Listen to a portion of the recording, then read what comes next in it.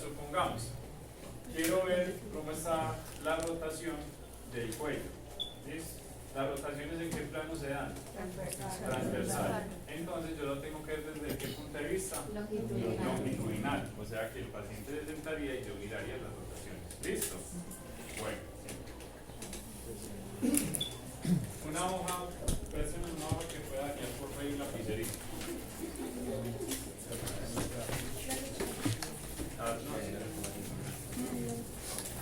Recuerde que un plano siempre es en dos dimensiones. ¿Sí? Siempre.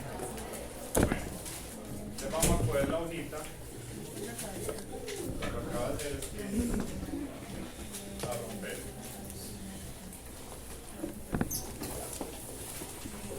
Entonces tenemos frontal o coronal, ¿cierto? Lo estamos viendo de frente, ¿sí o no? Bueno. Mire el eje es el lapicero. Es un eje antero-posterior. ¿Y qué movimientos, por ejemplo, de la columna yo puedo ver acá? Desviaciones. ¿Listo? Inclinaciones. Okay. Ahora vamos para el sagitario, ¿cierto? Que me dividí en dos. ¿Qué movimientos puedo yo hacer aquí en este plano? Extensión. Extensión y flexión. ¿Cierto? ¿Y qué eje? ¿Qué es el lapicero? Anterolateral. Laterolateral. ¿Listo? Ahora vamos a la parte transversal. ¿Qué movimientos puedo hacer en un plano transversal? Rotacional. ¿Y qué eje la atraviesa? Claro. Yes. ¿Cierto? Listo. Perfecto. Bueno, acá ya tengo todo fácil. Entonces recordemos que yo siempre les pregunto si necesito ver un paciente los movimientos de flexión y extensión, ¿en qué eje me ubico? Antero. Exactamente. Lateral. ¿Cómo? En el plano sagital.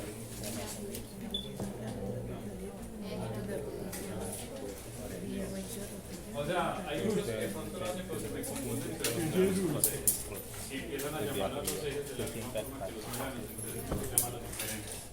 Bueno, vamos a empezar. ¿Dudas? ¿Algo con planos y ejes? Es la tercera duda. Listo. Bueno, vamos a empezar entonces con el sistema óseo. Y lo que vamos a hacer entonces es nombrar muchas, más que todo el sistema musculoesquelético, o sea, tanto el sistema óseo, el sistema muscular, las células que hemos visto, para que no nos vayan a confundir. ¿Listo? Entonces empezamos con las células osteoprogenitoras. Que estas son las células madres del hueso.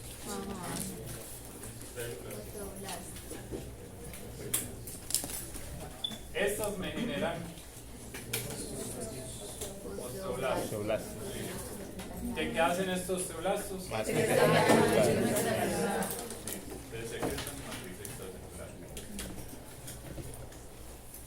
Tenemos que cuando estos maduran se convierten en osteocitos. Estos ya son osteoblastos maduros. Cuando nosotros empezamos a estimular los osteoblastos para que estimulen matriz extracelular y me aumenten la densidad del mineral del hueso. Tenemos también otros que son los osteoclastas. ¿Qué hacen estos? Degradan la máquina celular. No veo por qué están preocupados.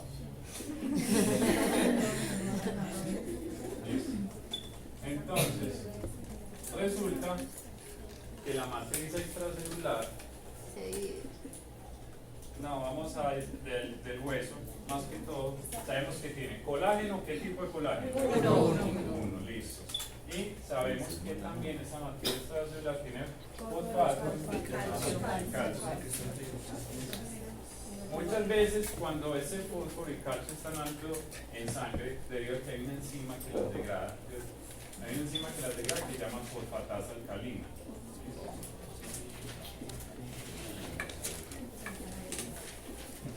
Entonces, sabemos, si yo les digo en el examen, un paciente se toma una muestra de sangre y les aparece el calcio y el fósforo alto en sangre, ¿sí? Y por ende también la fosfatasa alcalina. ¿Qué células están actuando más? ¿Los osteoblastos o los osteoclastos? Los osteoclastos, exactamente. Los osteoclastos. Porque los osteoclastos están liberando toda la matriz extracelular hacia la sangre. ¿Sí? Acuérdense que los osteoblastos cogen estos dos y los meten en la matriz extracelular del hueso, pero los osteoclastos antes me degradan la matriz y esto se me aumenta el calcio en la sangre. Inclusive, cuando el calcio está bajito en la sangre, los osteoclastos actúan para aumentar los niveles de calcio de sangre, que ahorita ya miramos esa parte. Degradan la matriz y también obviamente si degradan la matriz, esos componentes de la matriz extracelular van a estar altos en sangre. ¿Claro? ¿Cómo así? No, los osteoclastos hacen la resorción ósea o degradan la matriz extracelular, ¿cierto? Los osteoblastos, al contrario, me cogen este fósforo y este calcio, me los junto, los mete ahí en la matriz y me forman cristales de hidroxiapatita, ¿cierto? Y ahora, ¿qué es lo que le da esa rigidez al hueso? ¿Listo? Sí, cuando los osteoclastos están actuando, liberan fosfatasa alcalina y también anhidrasa carbónica. Me liberan esos dos para degradar la matriz extracelular. ¿Listo?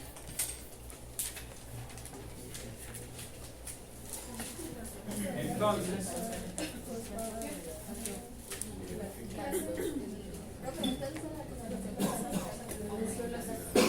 los osteoclastos sacan la matriz de los contenidos de la matriz, que la fosfatasa alcalina, sí. Ellos liberan fosfatasa alcalina y anhidrasa carbónica, quedan como a derretir el hueso. Y esos componentes del hueso, como el calcio y el fósforo, empiezan a salir hacia la sangre. Y con pruebas de laboratorio se puede observar que hay niveles de altos de calcio en sangre. ¿Listo? Supongamos que después de un entrenamiento muy fuerte se disminuyeron los niveles de calcio en sangre. ¿Qué es si se disminuyen los niveles de calcio en sangre? ¿Quiénes detectan esto? Hay una disminución de calcio en sangre. Por ahí va, pero vamos más allá. ¿Quiénes detectan que hay disminución de calcio en sangre? La tiroides, las paratiroides que están detrás de la tiroides, ¿cierto? Entonces, paratiroides.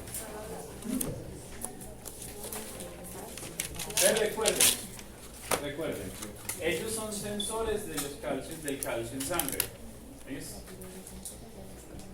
Entonces, esta paratiroides, al sensar eso, tiene la capacidad de hacer diferentes estímulos, ¿cierto? Liberan hormona paratiroidea. ¿Pero para qué se la liberan? Para que el riñón libere calcitriol. ¿Y qué pasa si libero calcitriol? Aumenta el calcio en la sangre. ¿Cómo? Entonces, por ejemplo, en la digestión empezamos a absorber más calcio de los alimentos. En el sistema renal reabsorbemos el calcio y no lo orinamos. De esta forma actúa el calcitriol. Pero para que el calcio se absorba, deben de haber buenos niveles de vitamina D. Y vitamina C es para la formación de colágeno. Vitamina D, absorción de calcio en el intestino, ¿cierto? En el intestino delgado. Y la vitamina C para la formación de los ácidos de colágeno, para que no se vayan a confundir. Entonces una persona... Vitamina D, absorción de calcio en el sistema digestivo. D. Y sabemos que la vitamina C es la encargada de unir esos ácidos de colágeno. Entonces, si una persona tiene el calcio bajito, además de usted poderle mandarle calcio, también debe mandarle vitamina D. ¿Listo? Porque si no, no hacemos nada. Entonces, para que tengan en cuenta esas dos variables. La vitamina es para formar los haces de colágenos o las fibras colágenas. Ahora, resulta que se me aumentó mucho el calcio en la sangre por este calcitriol.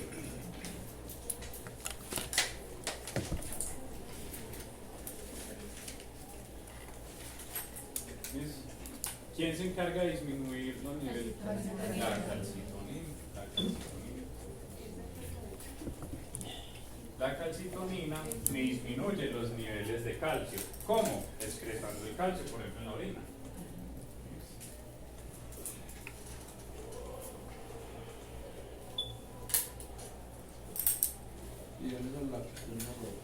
También puede salir del riñón.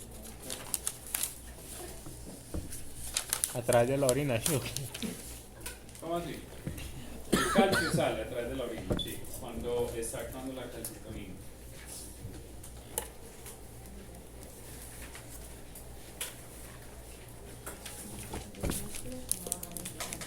Bueno. ¿Qué puso usted en la calcitonina? También nosotros tenemos otras células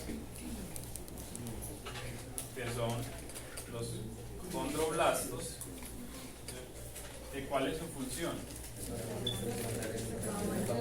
Liberan materia celular en el cartílago. En el cartílago, exactamente, aumentan de la matriz extracelular en el cartílago. Y se convierten en quedan atrapados en su matriz y se convierten en condrocitos.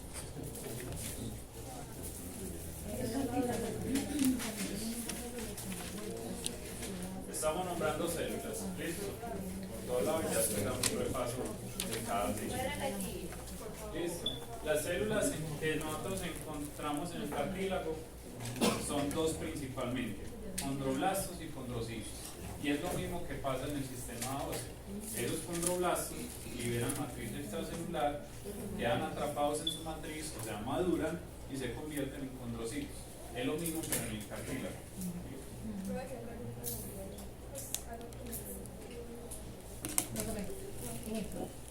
Del cartílago es muy importante que sepan el por qué no se regenera como el hueso. ¿Por qué no se regenera como el hueso el cartílago? Por poca irrigación. Porque no tienen irrigación, sobre todo. Porque es avascular. ¿Cómo llegan los nutrientes al cartílago? Porque los nutrientes al hueso llegan por medio de la sangre, por medio de la vascularización que ahorita lo vemos. Pero ahí no influye lo del líquido sinovial. El líquido sinovial. El líquido sinovial me alimenta a estas células, a los condrocitos. El líquido sinovial. Bien. El líquido sinovial es encargado de nutrir sobre todo el cartílago, porque el cartílago es avascular. Entonces, al ser avascular, el cartílago no se regenera, sino que cicatriza. Entonces, si hay una fractura, por ejemplo en la epífisis, y se regenera el hueso, pero no se regenera el cartílago, ¿por qué es? Porque el cartílago es avascular, no tiene irrigación. En este repaso les estoy sabiendo muchas respuestas. Gracias. Ay, que no haya. Bueno.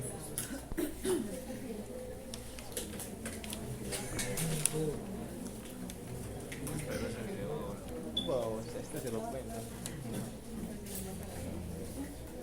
Bueno, vamos a mirar un poco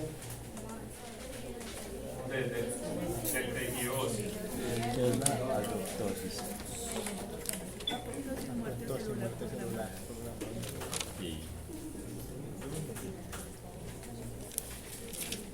Profe, ¿cuántas respuestas nos ha sapiado ahí? ¿Cómo? ¿Cuántas nos ha sapiado ahí más o menos? No, ustedes van a ver mañana. No, solo les puedo decir porque es que, o sea, en realidad son casos clínicos muy largos de leer, pero que las respuestas son cortitas. A su hecho también hay una respuesta larga que Bueno.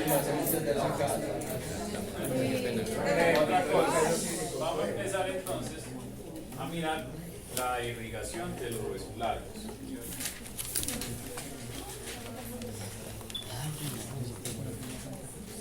Sabemos que nosotros tenemos huesos largos, tenemos huesos irregulares, planos, pero por el momento nos vamos a enfocar en un hueso largo.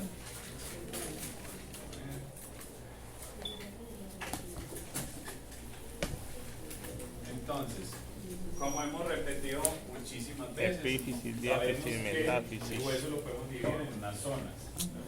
Esta zona de la mitad que se llama Diáfisis. esta zona distal que se llama Epífisis. y esta que separa los dos Metáfisis. está compuesta por qué? Por cartílago y alito. Y alino. Y aquí es donde se da la placa de crecimiento. Bueno, es importante que esta diáfisis, recordemos que en la parte externa tiene un tejido conectivo duro que se llama periósteo. Endóstido. El que está adentro, pues. Endióstido y perióstido es externo. Y tenemos acá adentro el endiósteo, que es donde está el canal medular, donde está la médula ósea amarilla. Bueno. Entonces, es importante saber que como este periósteo es tan compacto, a la irrigación sanguínea se le dificulta entrar al hueso. Entonces, ¿cómo entra la arteria al hueso? Por un agujero que se llama agujero nutricio. Ese agujero nutricio tiene diferentes ramificaciones, proximales y distales. Pero ahora, en las epífisis, ¿cómo se da la irrigación? Médula ósea roja, médula ósea roja, o también por vasos sanguíneos de la articulación, ¿sí? Que alcancen pues a llegar. Recuerden que los vasos sanguíneos llegan a las epífisis, ¿sí? Pero no están en el cartílago. ¿Y cómo se distribuyen adentro de ese hueso cortical? ¿Cómo se distribuyen adentro de ese hueso cortical esas ramas de esa arteria nutricia? Por los...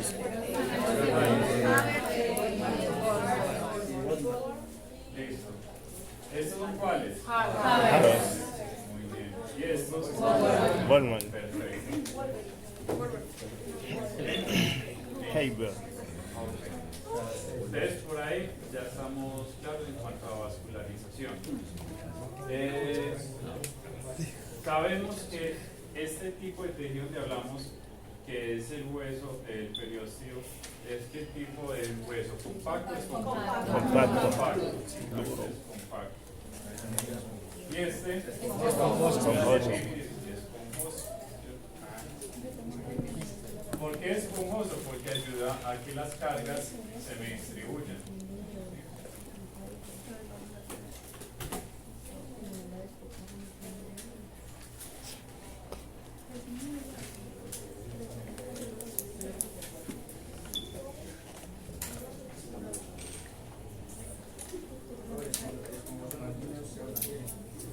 No, el esponjoso tiene un trabéculo, estas dos peonas están en el periósteo y la diáfragma.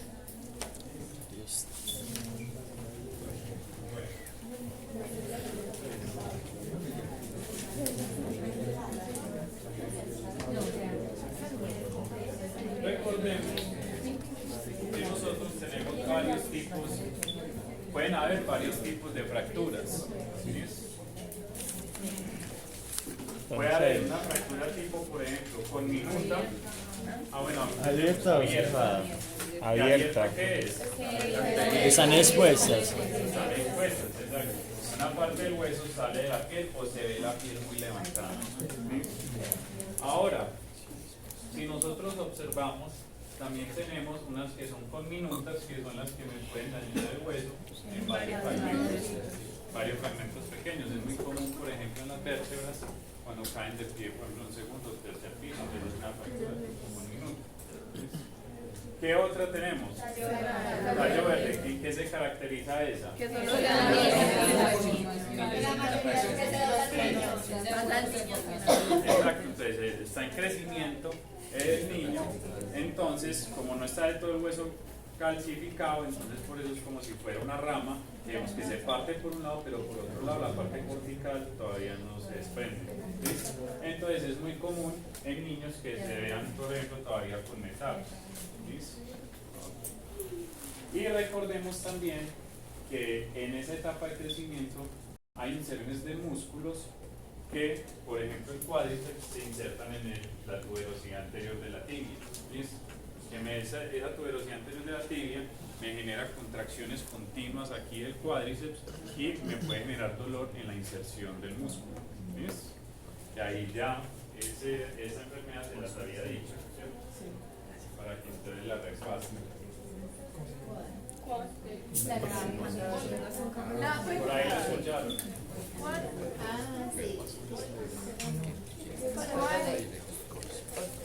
Síndrome de Bosco. Sí, sí, sí. De Bosco.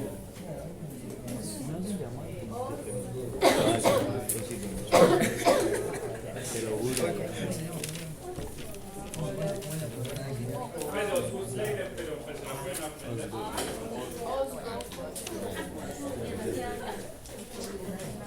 También tenemos un tipo de fractura que se llama fractura por avulsión.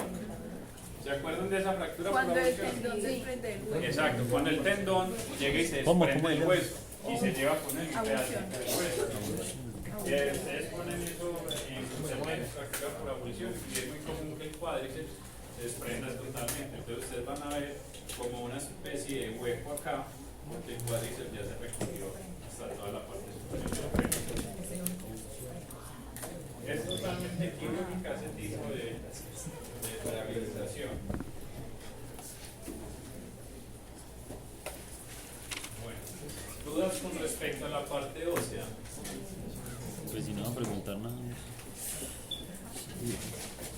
A ver, no es un tema que me pase por alto en la parte ósea. Ok, listo. Es importante tener en cuenta que las fases después de que sea una fractura, recuerden que las fases no se dan individualmente, sino que sean conjuntas. sino que las separan en forma de más que todo para enseñar pedagógicamente. Pero lo que pasa es que sabemos que lo primero cuando se fractura es que hay una invasión de vasos sanguíneos. Ajá, se me forma un hematoma. Durante 72 horas. ¿Y cuáles llegan? Los primeros. Ya no digamos más chismosos.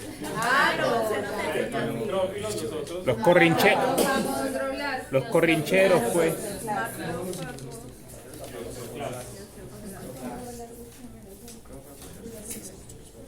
Esto es lo primero, ¿cierto? Entonces los osteoclastos también llegan sobre todo a limpiar como esa zona y para poder ir como al, se puede decir, al segundo paso, que es ¿cuál?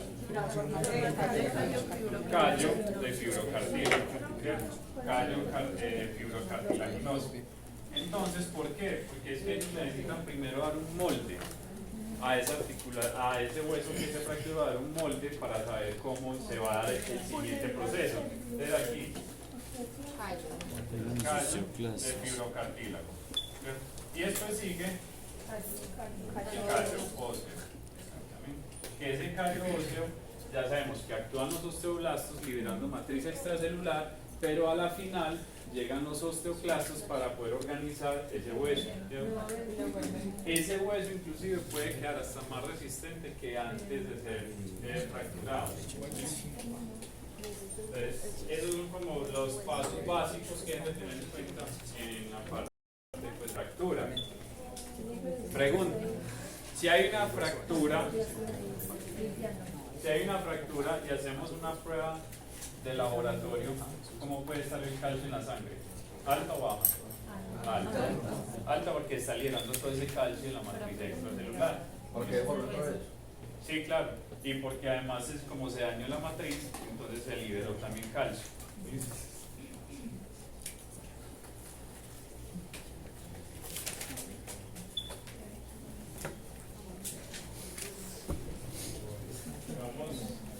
sabemos que cuando se daña entonces el hueso o pierde su continuidad, estamos hablando de una fractura, ¿sí? Cuando es una línea muy delgada hablamos de fisura, pero pues lo ven. Recuerden que cuando hay un daño a nivel del músculo, Desgarro. desgarro, ¿sí? Y a nivel del ligamento,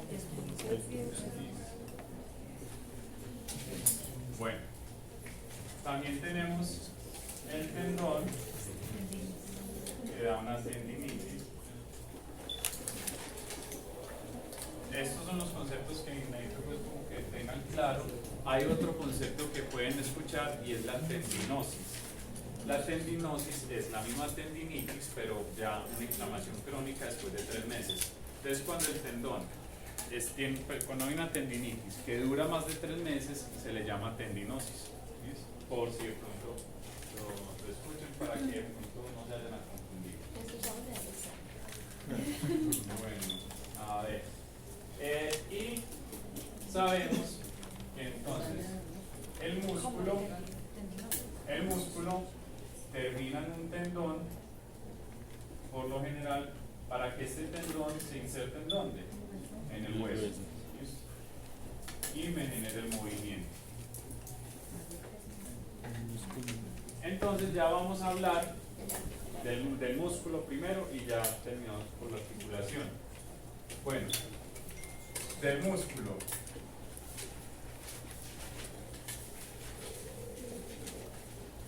Uno, para que no se estresen de la parte histológica del músculo, de las bandas H, de las líneas M y todo eso, solamente deben de tener en cuenta, ¿sí? Identificar los discos Z y el sarcómero. El sarcómero se encuentra entre los dos discos Z.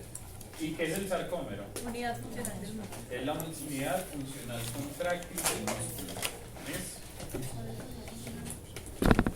Y recordemos que cuando esos sarcómeros se juntan es cuando se están más cerca, es cuando se da la contracción muscular.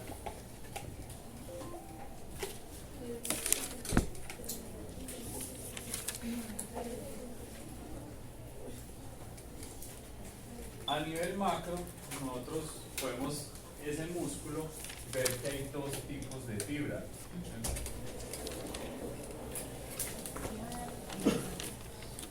Bueno, ahí no hay preguntas más. Entonces, el músculo se puede dividir en 2: el músculo esquelético, o el músculo estriado, que se divide en músculo esquelético y músculo cardíaco, o el músculo liso, que es el de las vísceras, por ejemplo, el del sistema digestivo. ¿Sí? Nosotros estamos viendo el músculo esquelético. ¿Sí? La contracción muscular del músculo esquelético es muy diferente al músculo cardíaco, para que no piensen que es lo mismo.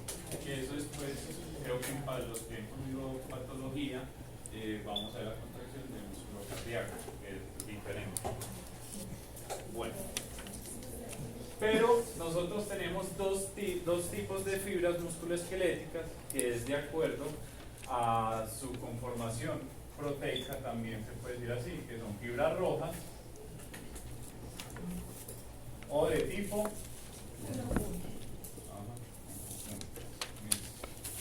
y tenemos unas que son blancas,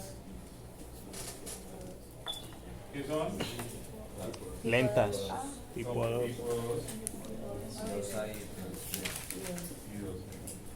Muy bien. Estas rojas son rojas ¿por qué? Rápidas. Mucho oxígeno. Mioglobina. Tienen una proteína que es mioglobina, que es encargada de oxígeno del músculo. Se recuerde que en la sangre nosotros tenemos hemoglobina, quien transporta el oxígeno, pero en el músculo se llama mioglobina. ¿Sí? Se llama mioglobina.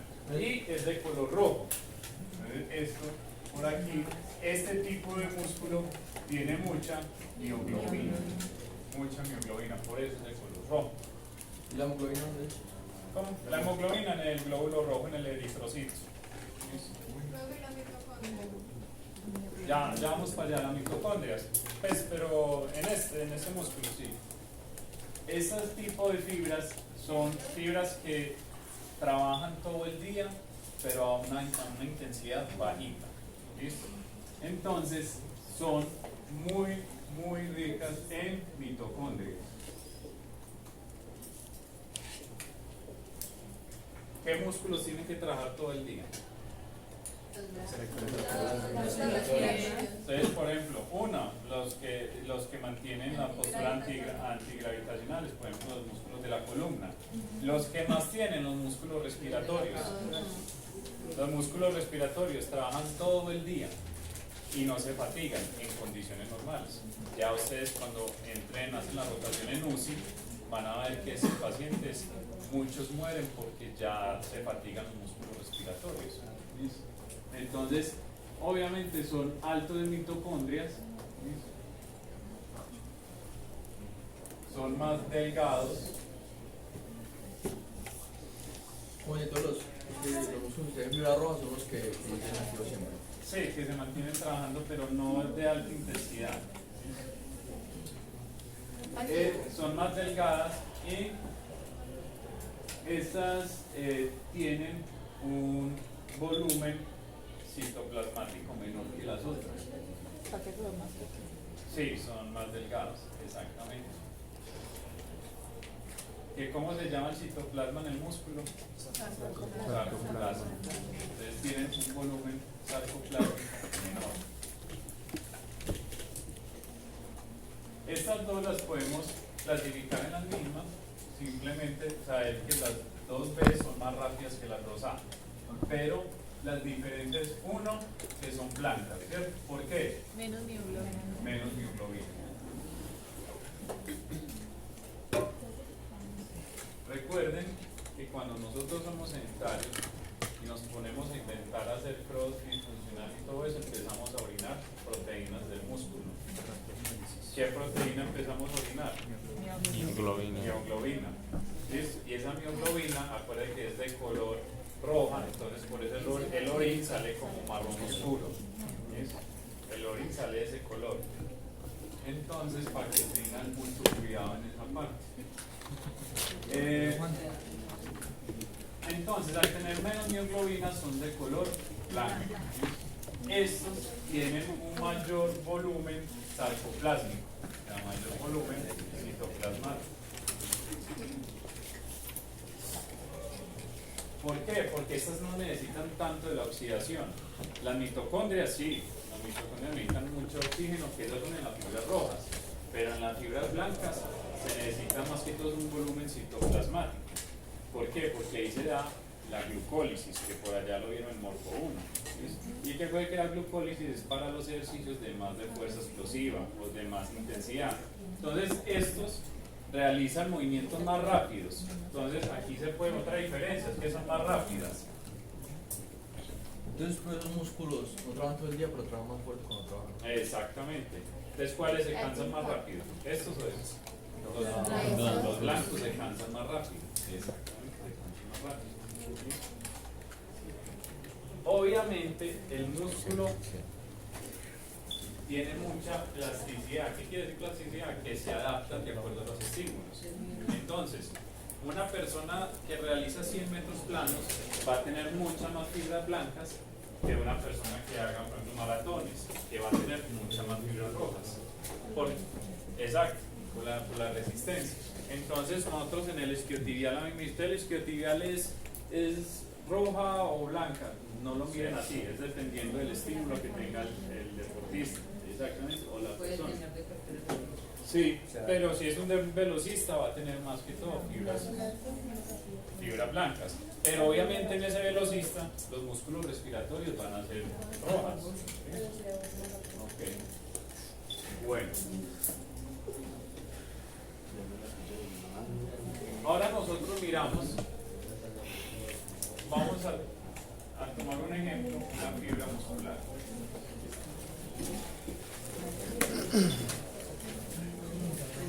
Que recordemos que una fibra muscular es una célula muscular que también se llama miocito. Miocitos. célula muscular, fibra muscular y miocito es lo mismo. Es lo mismo. Y hay veces por encima de esas células vamos a observar una especie de células como estrelladas. ¿Cómo se llaman esas células? Satélite. Satélite. Estas células satélites están quietas. Solo actúan Cuando hay una lesión muscular. Hay un desgarro muscular, tiene la capacidad de dividirse para formar un miocito. Bueno. Entonces, como habíamos dicho que el sarcoplasma es, el sarcolema, ¿qué vendría siendo de la membrana de una célula? El sarcolema es la membrana celular de una célula común. Hay una característica muy importante de este sarcolema. Porque es que Sí. El sarcolema. ¿Qué? ¿Pero cuál es la pregunta? ¿qué es El sarcolema es la membrana celular de la fibra muscular. Entonces, en una célula normal llamamos membrana celular, pero en una fibra muscular la llamamos sarcolema.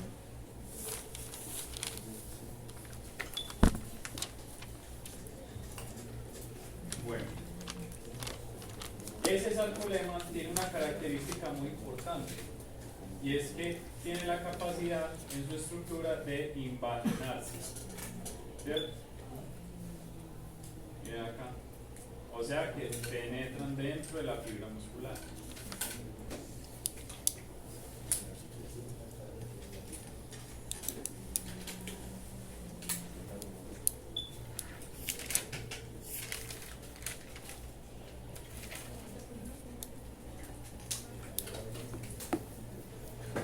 Al lado de esas invaginaciones vamos a tener el retículo endoplasmático de la fibra muscular, que ¿cómo se llama la fibra muscular? El retículo sarcoplásmico. ¿Cierto? El retículo sarcoplásmico. Es lo mismo que el retículo endoplasmático en una célula normal. Es lo mismo. Y cerquita de ese túbulo T, cerquita de esa invaginación, lo que se llama túbulo T, ese retículo sarcoplásmico, se forman unas bolsitas, las cisternas, que esas cisternas junto con el túbulo T forman la triada. ¿Sí? La triada, muy bien. Resulta que acá vamos a poner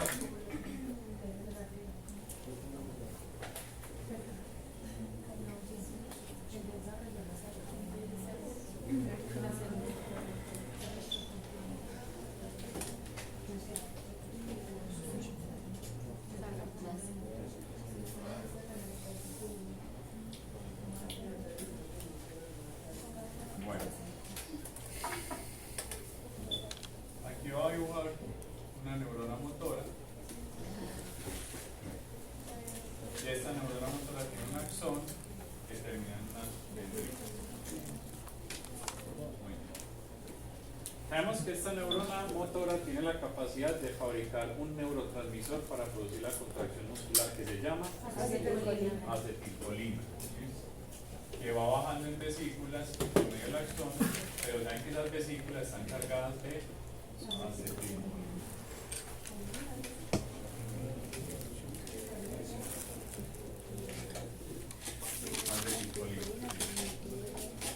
Y es muy importante tener en cuenta la función de la acetilcolina para que no se vayan a confundir. Esa acetilcolina, ¿a dónde se pegan? Se pegan a los receptores de acetilcolina. Y cuando se pegan a los receptores de acetilcolina, ¿qué hacen? Abren canales de sodio, ¿cierto? Entonces ya el sodio empieza a entrar a la membrana y empieza a despolarizarla.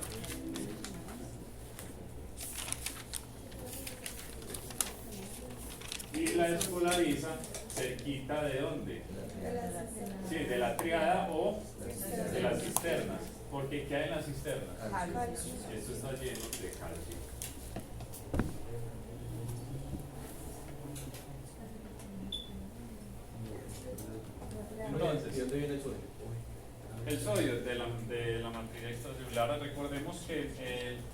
una célula, ¿cierto? Nosotros siempre tenemos unas cargas polares, ¿cierto? Entonces mantenemos el sodio y el potasio, que entre ellas dos, al ser positivos, se mantienen repelando. Entonces entra el sodio y sale el potasio, igual el calcio, ¿cierto? Y ahí se involucra el cloro, en fin, pero ellos se mantienen cerca de la membrana porque la membrana tiene polaridad, tiene la capacidad de atraer todo este tipo de iones. Que eso además que usted lo vieron en potencial de acción, en morfo 1, y si no, pues de todas maneras en neuro van a ver el potencial de acción de una neurona.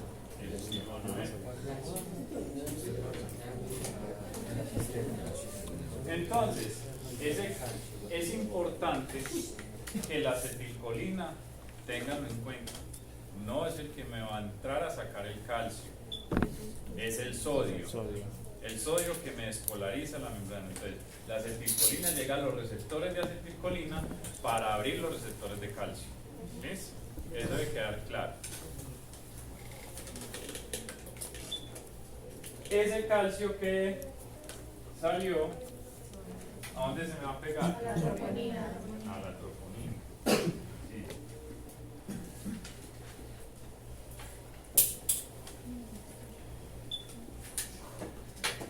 Hay varios tipos de troponina, pues no nos vamos a complicar. Pero si de pronto les preguntan, ¿qué troponina se juntaron? Se llama la troponina C, que es la troponina que atrapa el calcio. Entonces, ¿qué pasa cuando ese calcio llega a la troponina? A la troponiosina.